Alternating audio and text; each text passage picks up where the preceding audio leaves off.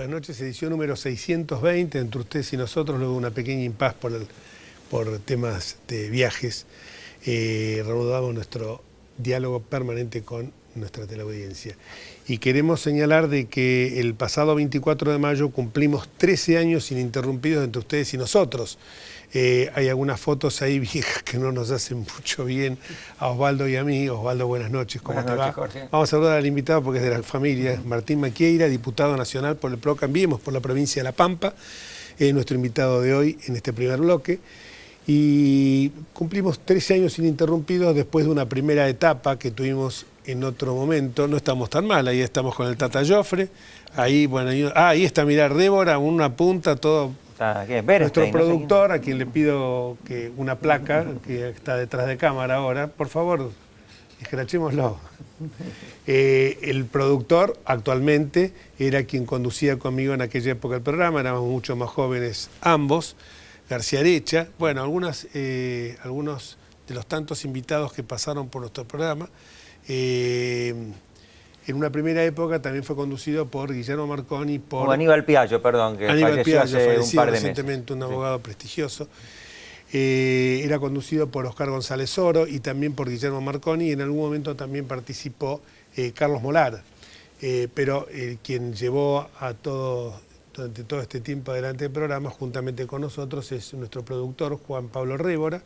Era soltero, hoy es casado, felizmente con Roberta, y tiene 3 niños. Muy bien, felicitaciones para todos por este nuevo cumpleaños de nuestro programa, que coincide justamente con el cumpleaños de la patria, que fue el 25 de mayo pasado. Y Matías Enríquez, que no hemos dejado esas cosas que nos pasa a los padres, que también es productor de este programa, y que muchas veces nos olvidamos justamente por pudor de no mencionar a nuestros hijos. El 25 de mayo se celebró el Te Deum en la capital federal, en la Ciudad Autónoma de Buenos Aires, con la presencia del cardenal Mario Aurelio Poli y, por supuesto, el presidente de la República, que, como corresponde, el Te Deum estuvo donde se da, en la Ciudad de Buenos Aires, no como hacía Cristina Elizabeth Fernández, que, para evitar alguna homilía que pudiera ser desagradable a sus oídos, se recluía en alguna provincia donde podía tener la posibilidad de algún obispo que fuera mucho más light y mucho más cálido a sus oídos. Mauricio Macri, desde que asumió y siguiendo la tradición que había impulsado Raúl Alfonsín, Fernando de la Rúa, el propio, creo que Carlos Menem también, concurrió al Te Deum. Carlos Menem no lo recuerdo haber visto mucho en los Te Deum. No, yo creo que es una tradición muy antigua. Una tradición muy antigua. Esa tradición de que van los presidentes desde la Casa de Gobierno por Rivadavia caminando hasta la catedral con todos los ministros. Hay fotos de Irigoyen, de Alvear, de muchos expresidentes. Y realmente el discurso del cardenal fue un discurso que realmente llamó a la reflexión y sobre todo a señalar de que no seamos impacientes, que el accionar de hoy se va a ver reflejado quizás dentro de 10, 15 o 20 años. Y también, por supuesto, hizo, como correspondía, una defensa muy firme, siguiendo las mismas palabras que el Papa Francisco, acerca de la vida de todos, la vida de la mujer embarazada y la vida de la persona, del niño por nacer, que desde la concepción en el seno materno ya es persona, no es persona futura, sino que ya en ese momento es persona, y habló en el mismo lenguaje que Francisco de una defensa firme, clara y apasionada de la vida, y no solamente de la vida del niño por nacer, sino también de los excluidos, de los pobres, que sabemos que tenemos una cantidad porcentual elevado, tristemente elevado, de personas que están en la pobreza o en la indigencia, que si bien ha disminuido en estos 2 años del gobierno de Cambiemos, todavía es alta y que justamente es una de las premisas que todos tenemos para lograr llegar a la pobreza cero. Desde luego que habló de que la impaciencia, la ansiedad, la búsqueda de la satisfacción inmediata no nos conduce a nada. Esto también se relaciona con el tema que se está debatiendo hoy en el Senado. Ya en diputados salió aprobado un proyecto de ley realmente nefasto que obliga a retrotraer las tarifas a un tiempo pasado, ignorando de que todo este despilfarro de más de una cifra que realmente es escalofriante, 24.000 millones de dólares, se hizo durante los años de gobierno, que eso había que pagarlo, ¿no, Osvaldo? Sí, además no dicen de qué forma lo piensan financiar. Digamos, no cae del cielo, digamos, los recursos, entonces tendrían que decir si lo quieren financiar con emisión monetaria, más inflación, con más endeudamiento o con más impuestos. Bueno, pero claramente es un proyecto que lo que busca es que el presidente tenga un costo político en esto, ¿no? Y aquí obviamente esto se retrotrae mucho antes a lo que fue el martes ese complicado, las turbulencias cambiarias, ¿no? El proyecto venía debatiéndose en la Cámara ya hace unos meses atrás y la verdad que ahora, digamos, aparentemente va a tener su final con la media sanción, pero es como usted dice, digamos, de ningún momento dice de dónde van a sacar esa cantidad de dinero y hay incluso muchas provincias que si este proyecto se hace realidad tendrían que devolver, digamos, a través de sus entes provinciales un montón de dinero que ya no tienen. Con lo cual yo creo que es una alta irresponsabilidad y esperemos que bueno los senadores razonen, ¿no? Hoy el llamado del presidente fue sí, eso. Ayer el presidente les pidió a los senadores que tengan un grado de responsabilidad y bueno, veremos qué es lo que sucede. En La Pampa, ¿cómo es el tema tarifario? ¿Pagan tarifas mucho más altas que las que pagamos en Buenos Aires? Sí, nosotros de hecho hace mucho que pagamos tarifas altas, cuando acá en Buenos Aires por ahí un porteño, un bonaerense pagaba quizás 50 pesos de tarifa de luz, por ejemplo, allá ya se pagaba 500 y ahora también obviamente que se hizo un esfuerzo muy grande y los pampeanos también están reconociendo este esfuerzo, ¿no? Que la verdad es que lo tenemos que hacer entre todos, ayer el presidente lo decía, ¿no? La energía tiene un costo, durante mucho tiempo parecía que no lo tenía, ¿no? Pero si uno mira, digamos, más o menos los datos, estamos consumiendo mucha más energía que lo que consume Montevideo, que lo consume Chile, y acá todavía cuesta la mitad, con lo cual ese esfuerzo creo que lo tenemos que hacer entre todos y reconocer que tiene un costo ese recurso y cuidarlo sobre todo. Que Martín, cuando te regalan algo, no lo aprecias, o sea, es lo que nos pasaba a nosotros. ¿Y lo despilfarrás? Lo despilfarrás. Cuando nosotros éramos jóvenes, éramos niños, yo me acuerdo que, no sé en tu casa, pero en la mía, mi vieja estaba permanentemente diciendo apaguen aquella luz, apaguen esto, ¿viste? Cuidando lo que era un bien que se sabía ya en aquel momento y teníamos autoabastecimiento, porque pensemos que en la época de Frondizi y muchos años después el autoabastecimiento se pudo realizar. Pero a eso de aquellas épocas que tenía que ver con el costo, se agrega ahora en los últimos años en todos los países desarrollados un dato adicional que no se preveía, entonces el daño ambiental. Exactamente. Por lo tanto, todos los países importantes cuidan la energía. Sí, claro. No lo estimulan con el precio a despilfarrar.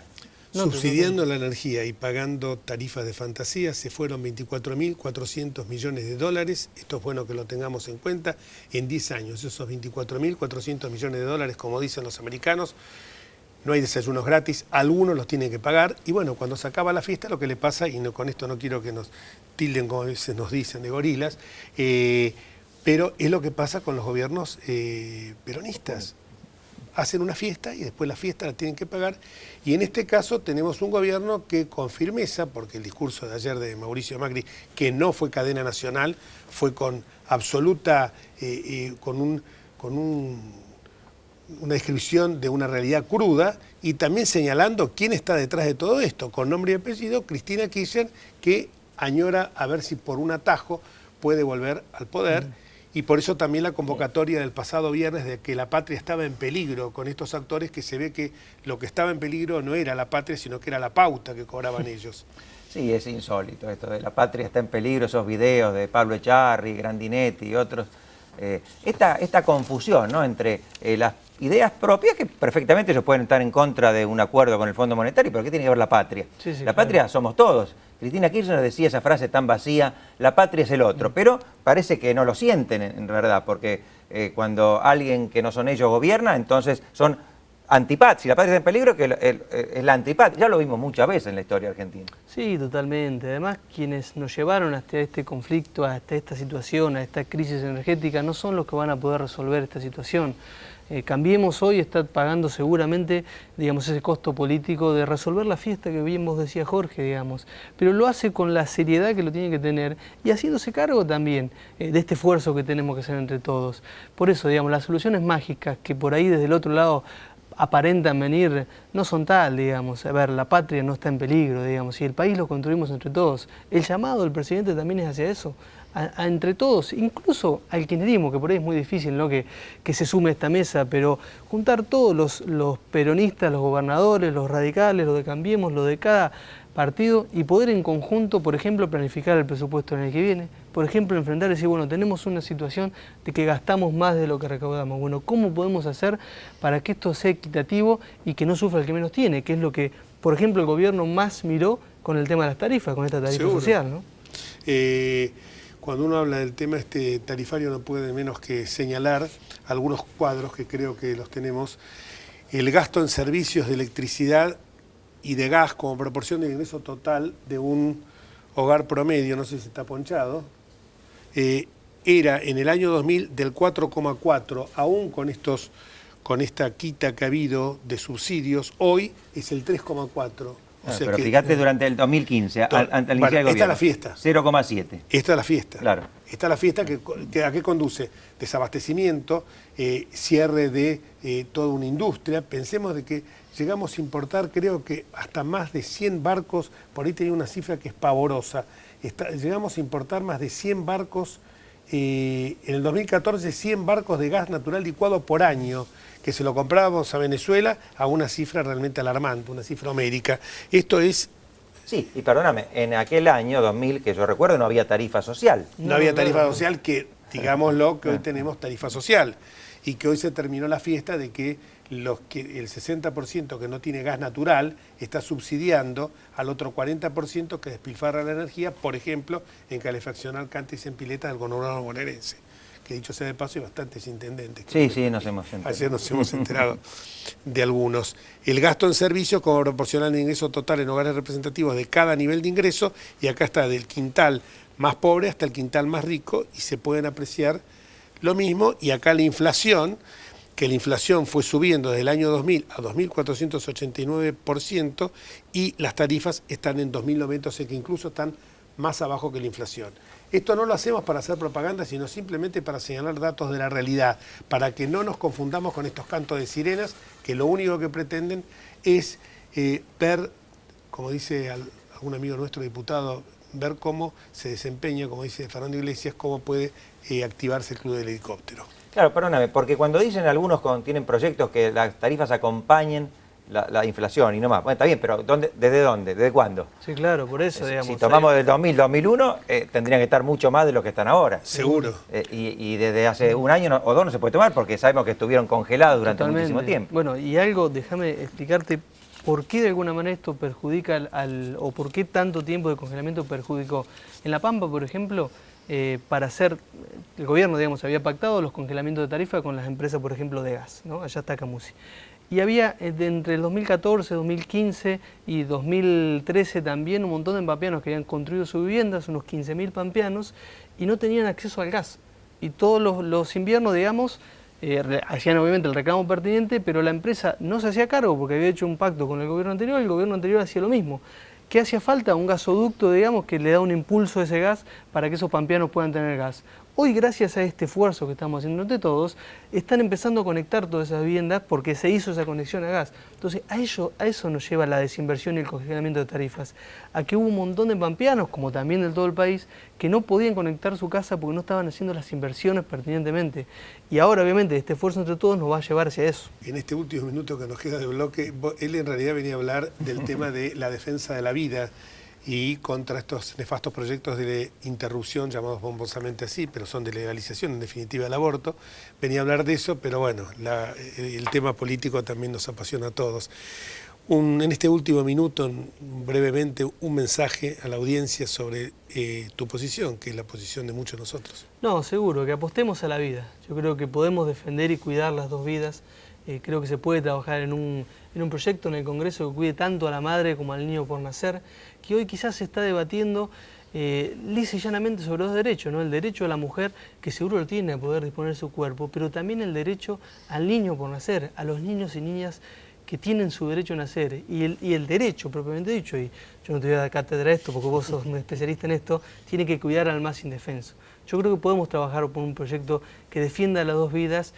Y seguro que va a haber mucho trabajo que hacer, pero hay países que lo han logrado. Se ha bajado la mortalidad materna en Chile, por ejemplo, sin necesidad de legalizar el aborto. En Uruguay, incluso antes de legalizarlo, también se bajó la mortalidad materna.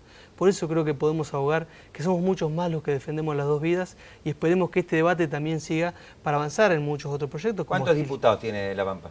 Son 5 diputados. ¿Y cómo están en este Mirá, tema? Por ahora solo yo me manifesté en contra del aborto, a favor de la vida, y el resto no se han manifestado. No se manifestaron en ningún sentido. Con lo cual todavía tenemos una posibilidad de que esos 4 diputados, bueno, también apoyen a la vida. Seguramente van a apoyar a la vida porque no me cabe ninguna duda que esto es el primero de los derechos humanos, el derecho a la vida. Muchísimas gracias, Martín, por acompañarnos. Y vamos a dar una pausa. Mucha suerte en el año que viene en la elección de General Pico. Vamos a una pausa y después el doctor Marcelo Eduardo Domínguez.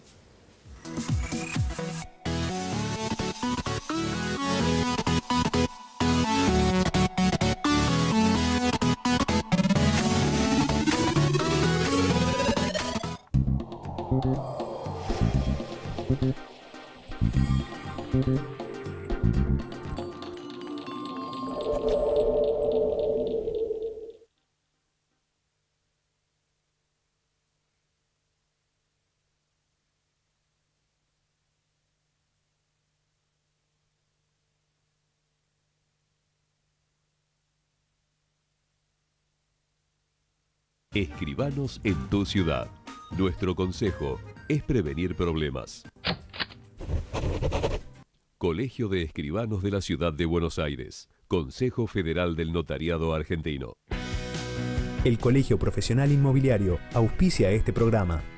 Colegio Profesional Inmobiliario, cada vez más profesionales. Andar, obra social de viajantes vendedores de la República Argentina. La mejor cobertura familiar al mejor precio. Planes de salud para particulares, trabajadores en relación de dependencia y monotributistas. 0810-345-0184. Andar, www.andar.org.ar.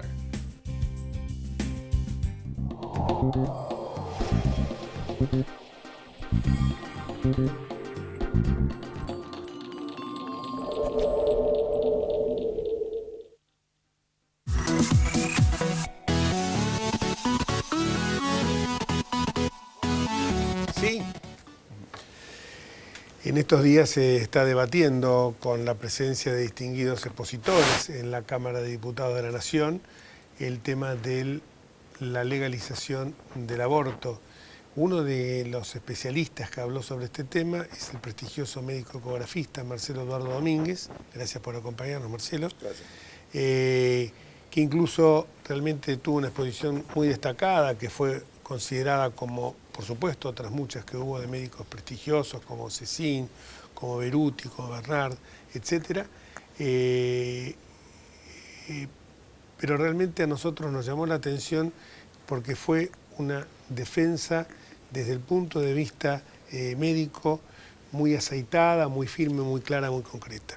Y la primera pregunta que te hago es la que se cuestionan muchos. ¿En qué momento empieza la vida? Mira, Jorge, yo creo que este es un tema que ya está absolutamente discutido. La vida comienza en el primer momento, en el momento en que el espermatozoide y el óvulo se juntan y forman la primer célula independiente de la madre. Eso es lo que se llama el huevo o cigoto, que es ahí empieza la vida. Yo creo que ya no hay una discusión, por lo menos una discusión con altura sobre ese tema. Me parece que ya está más que discutido y que no hay ninguna duda. Tu experiencia, ¿qué es lo que podés transmitir de los momentos que te ha tocado vivir como ecografista? ¿Cuántas ecografías habrás hecho? Y mirá, yo calculo, mandándome la parte como corresponde, ¿no? Que debo tener, claro, como la pregunta es difícil, debo tener 1,5 millones de ecografías. ¿1,5 millones? Sí. 1,5 millones de ecografías. Hubo una época cuando trabajaba en... ¿De embarazos? No todo embarazo. Pero sí porque hacía 1.000, 1.100 estudios por mes. Así con los años se va juntando. Se van acumulando. Desde el segundo año de la residencia que hago ecografía.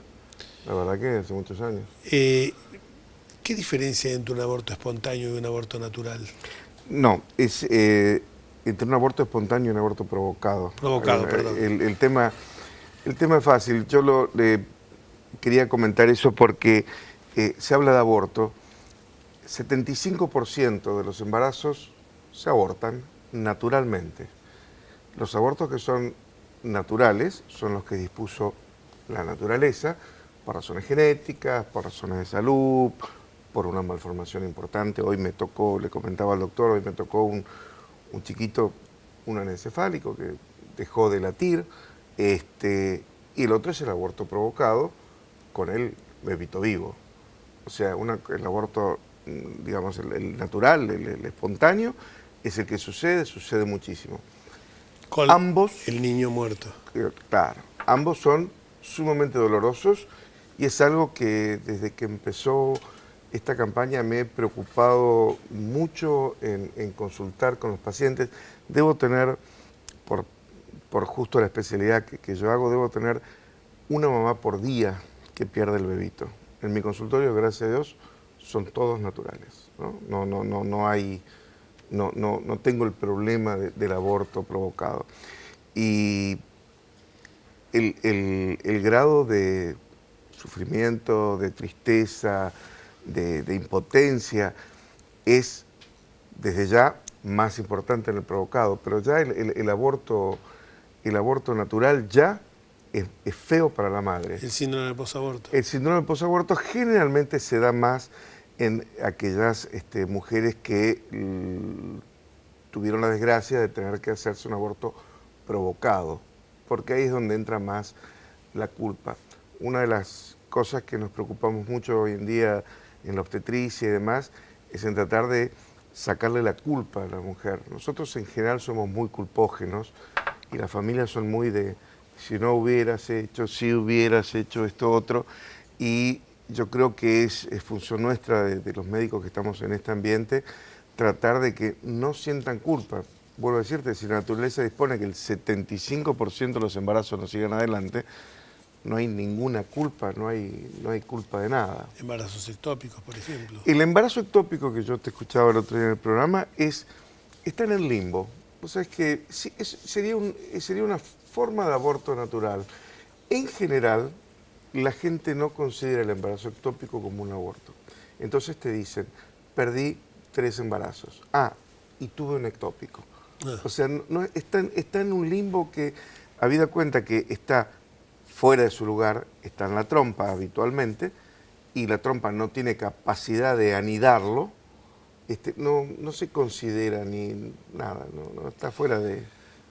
Se habla mucho de las 12, las 14, las 6 semanas. ¿Cuánto pesa y cuánto mide un bebé, un niño o niña de 14 semanas? Mira, ese fue un tema que me llamó muchísimo la atención cuando leí la ley que pretenden sacar. Me llama la atención, esa ley no la puede haber hecho ninguna obstetra o no puede haber asesorado ninguna obstetra porque las 14 semanas es tal vez el peor momento para hacer las cosas.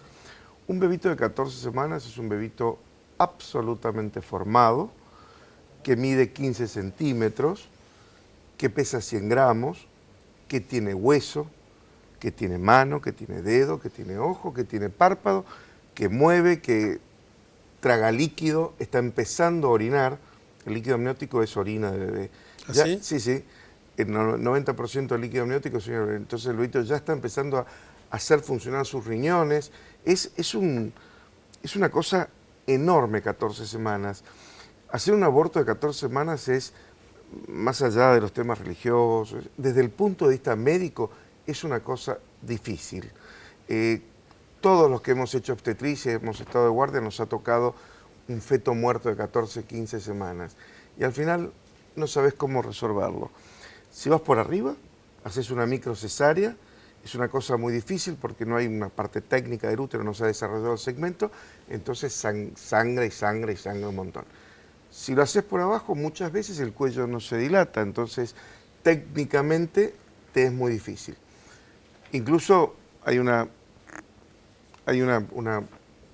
máquina que se usa, que es como si fuera un cascanueces, que se introduce por vía del cuello para romper la calota del bebé para poder sacarlo. La verdad que es muy difícil. es muy difícil técnicamente. Y por otro lado, la placenta en esta época queda habitualmente pegada en el útero y hacemos lo que se llama un segundo tiempo, es decir, se suspende todo, se manda a la señora a la habitación, se da de alta y a la semana se vuelve a hacer otro raspado, con otra internación, otra anestesia, algo que es desde el punto de vista obstétrico es una barbaridad. Para que me clarifiques esto, vos decís de las 14 semanas que está en el proyecto este. Ahora, en casi todos los países de Europa y en Estados Unidos se toman 12 semanas, en los países que ha sido legalizado. ¿A las 12 hay alguna diferencia importante respecto a las 14? Con respecto al tamaño del bebé, sí, con respecto a la conformación del sistema neurológico, no sé. No, desde el punto de vista neurológico, no sé quién inventó de que el bebito empieza a razonar a las 14 semanas, una bobada que no tiene ni el más mínimo asidero. A las 20 semanas, que es cuando se hace habitualmente un estudio muy específico, que es el scan fetal, el bebito no tiene cerebro, tiene las neuronas peladas, pero no tiene la mielina, que es lo que le da la consistencia al cerebro. Por lo tanto, el bebito de 20 semanas tampoco razona. Bueno, o sea, es una bobada, y perdón, iba a decir esto, yo no sé quién pudo haber inventado eso, porque no tiene el menor asidero. Mirá, la diferencia entre las 14 y las 12 semanas, desde el punto de vista obstétrico, es significativo. Desde el punto de vista obstétrico, es significativo. Desde el punto de vista, bueno, con lo que hablamos, moral, religioso, está bien, no, pero era científicamente es diferente. El tema religioso siempre lo hemos soslayado porque, como yo Totalmente digo siempre, es el primero de los derechos humanos y el derecho a la vida y la defensa de la vida y la dignidad humana lo compartimos católicos, judíos, protestantes, musulmanes, agnósticos y ateos.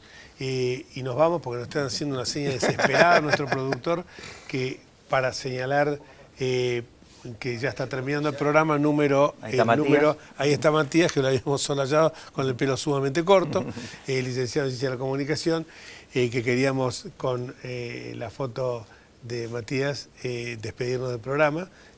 Hoy está ausente, Matías está yéndose de viaje, así y bueno, felicidades, nosotros, que lo iniciaste y lo continuás. No, pero vos has sido acá el factotum con Rebor y con Matías, justamente.